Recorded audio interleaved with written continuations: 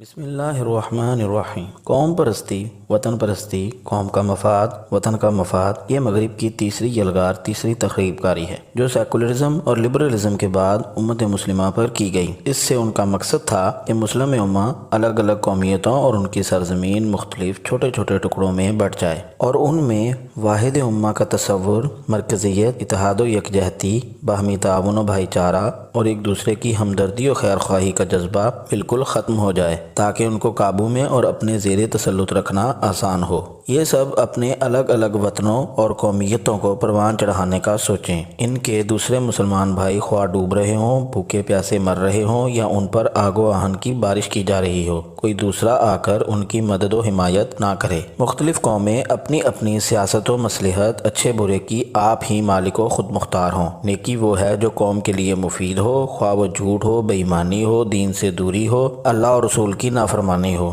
ظلم ہو، فراڈ ہو یا کوئی ایسا فعل ہو جو دین و اخلاق میں بدترین گناہ سمجھا جاتا ہو۔ اور بدی وہ ہے جس سے قوم کے کسی مفاد کو نقصان پہنچے، خواہ وہ سچائی ہو، انصاف ہو، وفائے عہد ہو، ادائے حق ہو یا کوئی اور ایسی چیز جس کا دین میں حکم ہو، لیکن اگر وہ قوم اور وطن کے کسی مفاد کے خلاف جاتا ہو تو اسے انجام دینا گناہ تصور کیا جائے۔ ملک کے افراد کی حب الوطنی اور محبت و اخلاص کا پیمانہ یہ ہونا چاہیے کہ ملک و قوم کا مفاد ان سے جس قربانی کا مطالبہ بھی کرے، خواہ وہ جان و مال اور وقت کی قربانی ہو یا ضمیر و ایمان کی، اخلاق و لسانیت کی قربانی ہو یا شرافت نفس کی، بہرحال وہ اس میں دریغ نہ کریں اور متحد و منظم ہو کر ملک و قوم کے بڑھتے ہوئے تقاضوں کو پورا کرنے میں لگے رہیں اور دوسری قوموں کے مقابلے میں اپنی قوم و ملک کا جھنڈا بلند کرنے کا جذبہ رکھیں۔ یہ مغرب کا وہ وطن کا خدائی شرکیہ تصور ہے جس نے آج پوری امت مسلمہ کو ٹکڑے ٹکڑے کر کے قومی، نسلی، لسانی اور جغرافیائی لحاظ سے کئی حصوں میں تقسیم کر دیا ہے۔ امت پر خلافت عثمانیہ کے دور سے اس کی یلغار شروع کی۔ خلافت عثمانیہ کو توڑنے کے لیے اس کی ریاستوں میں میر صادق، میر جعفر اپنے تابع فرمان ایجنٹ تلاش کیے اور افراد کو حب الوطنی اور قوم پرستی پر اکسایا۔ مصری، شامی، عراقی، سعودی، یمنی، عمانی، لبنانی، اردوانی، ایرانی، افغانی، سب کو درس دیا کہ تمہاری اپنی قومی شناخت ہے، کلچر ہے، ثقافت ہے، انسانیت ہے۔ تم ترکی کے زیر اثر خلافت میں کیا کر رہے ہو؟ اس کے زیر اثر تمہارے اپنے ملک و قوم کا مستقبل کیا ہے؟ کیا تم نے ہمیشہ ایک مرکز پر دوسری قوموں کا غلام بن کر رہنا ہے؟ الگ الگ ہو کے خود مختار بنو، اپنی اپنی قوم وطن کی شناخت بناؤ اور اپنی تمام تر تگودو اور صلاحیتیں اپنے ملک و قوم کو پروان چڑھانے میں صرف کرو۔ یوں یہ تصور اور درس دے کر اہل مغرب نے امت کی مرکزیت کو توڑا، خلافت کو ختم کیا، ایک دوسرے کے احساس، ہمدردی کے جذبات کو کچل کر خاک میں گاڑ دیا اور ان کی غیرت کا جنازہ نکال دیا۔ پھر اسی پر اکتفا نہ کیا بلکہ پوری امت کو چھوٹی چھوٹی خود مختاری ریاستوں میں بانٹ کر ان ریاستوں میں بھی انتشار اور نفرت کے بیج بونا شروع کر دیے، لسانی اور نسلی بنیادوں پر کہ تم عربی ہو، تمہاری نسل دوسروں سے اعلیٰ و برتر ہے، تم فارسی ہو، تم ازبک ہو، تم ترکش ہو، تم کرد ہو، تم افغانی ہو، تم سندھی ہو، تم پنجابی ہو، تم بلوچی ہو، تم پختون ہو، اور اب اس سے بھی آگے کی جاہلیت میں مسلمانوں کو لے جایا جا رہا ہے کہ زبان اور قبیلہ کے نام پر بھی امت کو فرقوں میں تقسیم کرنے کی کوشش کی جا رہی ہے۔ امت کو الگ الگ ٹکڑوں میں بانٹ کے قومی، لسانی، نسلی، قبائلی غرور ڈالا جا رہا ہے کہ تم ان کے مفاد کے خلاف کسی کے آگے نہ جھکنے، سر تسلیم خم کرنے کو تیار نہ ہونا، خواہ وہ تمہارا حقیقی خدا ہی کیوں نہ ہو۔ مسلمانوں کو پہلے تو وطن و قوم کے نام پر مختلف ٹکڑوں میں تقسیم کیا گیا، پھر مسلمانوں کو مختلف دینی اور مذہبی عقائد میں تقسیم کرنے کا بیڑا اٹھایا، مختلف ائمہ دین کے قائل و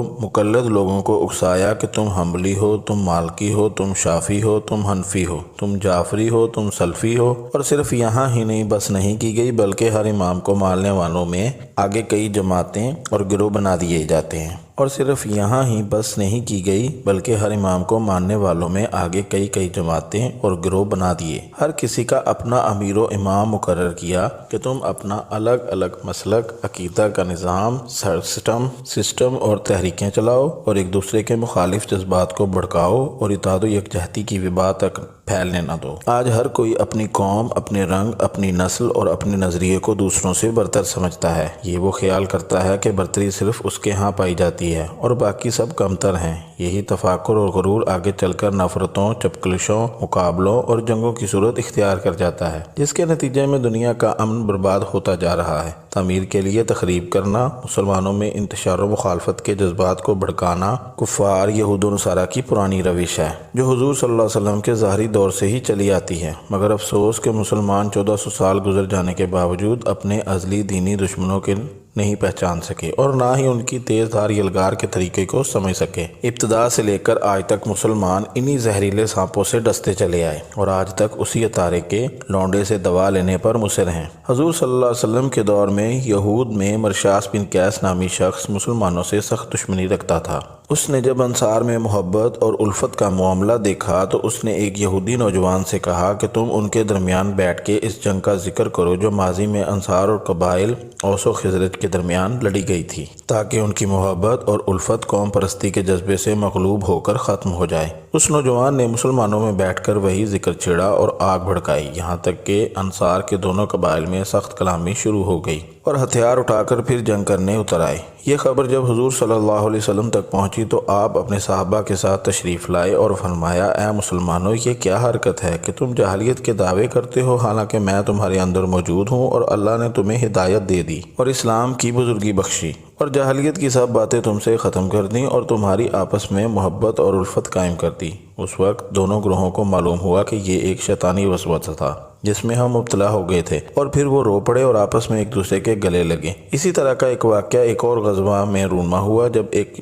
انصاری اور مہاجر صحابی کے درمیان کسی بات پر تلخ کلامی ہوئی تو دونوں نے اپنی اپنی قوم کو مدد کے لیے بلایا۔ اس پر باہم لڑائی کی نوبت آ پہنچی تو رسول اللہ صلی اللہ علیہ وسلم نے ان کے اس قوم پرستی پر مبنی فعل کو جاہلیت کا نعرہ قرار دیا۔ اس کے بعد ان صحابہ کرام کے درمیان صلح ہو گئی اور وہ قوم پرستی کے سنارے پر نادم ہوئے۔ اسلام میں قوم پرستی صرف حرام ہی نہیں بلکہ اس کو جہالت کہا گیا ہے۔ یہ ایسی جہالت ہے جو قوموں کو زوال کی طرف لے جاتی ہے اور اسلام میں لوگوں کو قوموں کی سطح پر تقسیم در تقسیم کر دیتی ہے۔ اسلام جو وحدت و اتفاق کا درس دیتا ہے وہ یہ قوم پرستی اسلام کی وحدت کو پارا پارا کر دیتی ہے۔ ہمارے آقا صلی اللہ علیہ وسلم نے قوم پرستی وطن پرستی کے نعرہ کو عملی طور پر خاک میں دفن کر دیا اور دین کو قوم اور وطن پر فوقیت دی۔ دین کی اشاعت و تنفیذ کی خاطر اپنے وطن، قوم اور قبیلے تک کو ترک کر دیا، جبکہ ہم وطن اور قوم کے مفاد کی خاطر اپنے دین تک کو ترک کرنے پر تلے ہوئے ہیں۔ ایک مسلمان ان سب باتوں سے پہلے ایک مسلم ہے جس نے بھی اللہ رب العزت کی وحدانیت اور حضرت محمد صلی اللہ علیہ وسلم کی رسالت کا اقرار کیا اور کلمہ پڑھا، اس کی منشوعات کو پورا کیا اور وہ مسلمان ہو گیا۔ اب اس کی جان و مال دوسرے مسلمان پر حرام ہو گئی، اور حضور صلی اللہ علیہ وسلم نے سچا مومن مسلمان اس شخص کو قرار دیا جس کی زبان اور ہاتھ سے دوسرے مسلمان محفوظ رہیں۔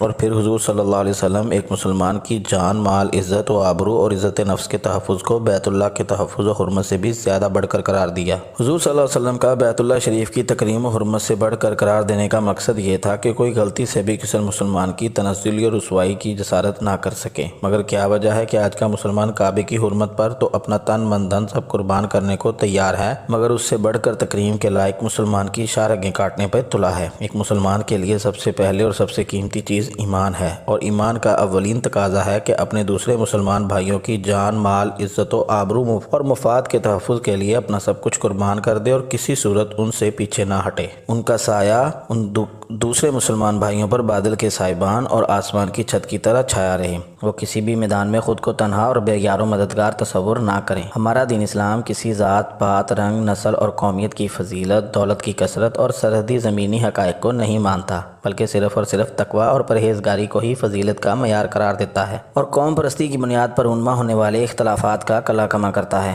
دین اسلام اپنے ماننے والوں کو علاقے اور زبان کی بنیاد پر تقسیم ہونے سے بچاتا ہے اور انہیں ایک ہی لڑی میں پرو کر سیسا پلائی ہوئی دیوار بننے کی تلقین